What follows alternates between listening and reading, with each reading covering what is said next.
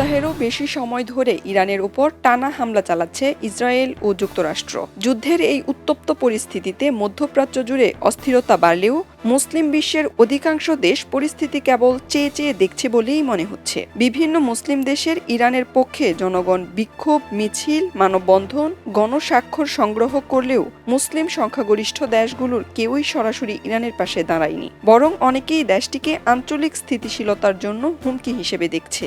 একই সাথে একটি অনিশ্চিত পরিণতির যুদ্ধে জড়িয়ে পড়ার ব্যাপারেও তাদের মধ্যে চরম অনীহা লক্ষ্য করা যাচ্ছে। বিশ্লেষকদের মতে তথাকথিত প্যান মুসলিম সংহতি বাস্তবে ভেঙে পড়েছে রাজনৈতিক স্বার্থ, পারস্পরিক অবিশ্বাস এবং সুন্নি শিয়া বিভাজনের কারণে।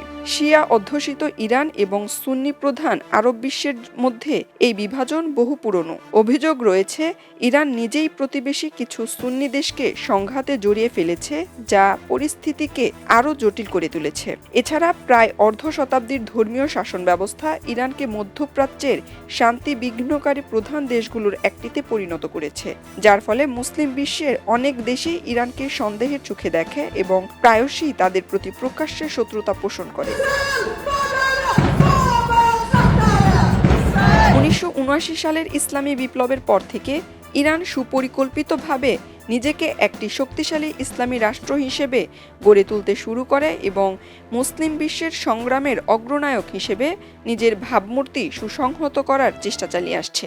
কিন্তু সেই প্রচেষ্টা বরাবরই সন্দেহের চোখে দেখছে আরব রাষ্ট্রগুলো, বিশেষ করে সৌদি আরবের সঙ্গে ইরানের আধিপত্য বিস্তারের দ্বন্দ্ব দীর্ঘদিনের। পারস্য উপসাগরীয় তেল সমৃদ্ধ দেশগুলো মনে করে ইরানের আঞ্চলিক উচ্চাকাঙ্ক্ষা তাদের নিজস্ব নিরাপত্তা ও অর্থনীতির জন্য হুমকি। সময়ের পরিক্রমায় সাবেক বন্ধু দেশ মার্কিন যুক্তরাষ্ট্রকে নিজেদের প্রধান শত্রু এবং ইসরায়েলকে অপেক্ষাকৃত কম ক্ষতিকর শত্রু হিসেবেও ঘোষণা করেছিল ইরান।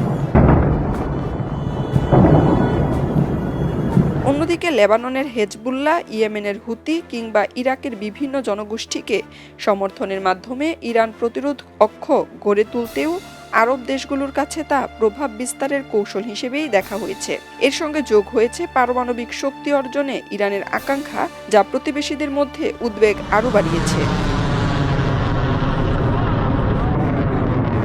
সব মিলিয়ে চলমান এই সংঘাতে মুসলিম বিশ্ব যে একক কোনো শক্তি নয় তা স্পষ্ট হয়ে উঠেছে। জাতীয় স্বার্থের হিসাবেই নির্ধারিত হচ্ছে প্রতিটি দেশের অবস্থান, আর এর মাঝেই ক্রমশ আঞ্চলিকভাবে বিচ্ছিন্ন হয়ে পড়ছে ইরান।